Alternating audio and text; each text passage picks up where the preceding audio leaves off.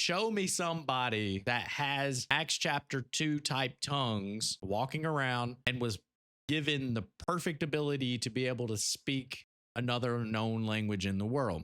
That's what you see from Paul. That's what you see from Peter throughout the book. When Peter goes and he's walking through the temple, or, over the bridge, I think it is, and he heals the guy that's just there. You kind of get this idea that Paul and Peter could just heal whoever they wanted as the Lord willed. And where are those people today, ladies and gentlemen?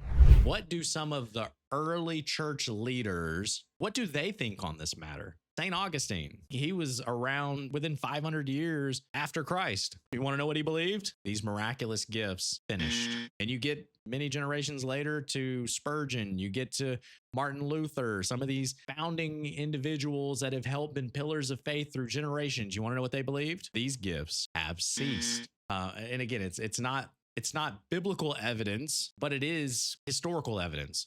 All right, let's get into chapter 12 here. What does the Bible say? Now, concerning spiritual gifts, brothers, I do not want you to be uninformed. Neither do I. You know that when you were pagans, you were led astray to mute idols. However, you were led. Okay, some of you guys have been led away to believing what the Pentecostal church is teaching. Because one of the key questions that we're trying to answer today, God, why did you give spiritual gifts to the church? For the common good. To each is given the manifestation of the Spirit for the common good. To another, gifts of healing by the one Spirit. And to another, the working of the miracles. To another, prophecy. To another, various kinds of tongues. And to another, the interpretation of tongues.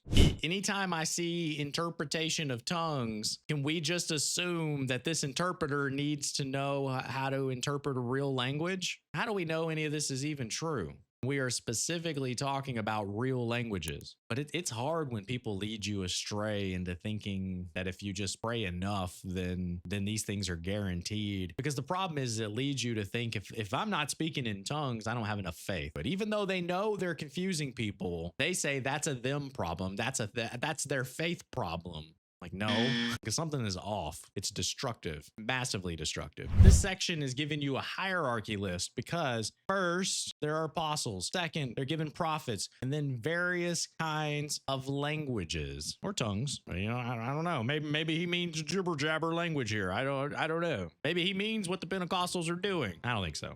Are all people apostles? No, that is the implied answer here. Are all prophets? Nope. Are all teachers? Do all work miracles? Nope. I hadn't seen anybody. I've never met a single person who can just perform miracles, okay? Do all possess gifts of healing? No, hadn't seen them. Do all speak with tongues? So does every person have the ability to speak in different known languages? No. And do all interpret? Again, we have interpreters here. So I think there's got to be real languages here going on. But earnestly desire the higher gifts, and I will show you still a more excellent way.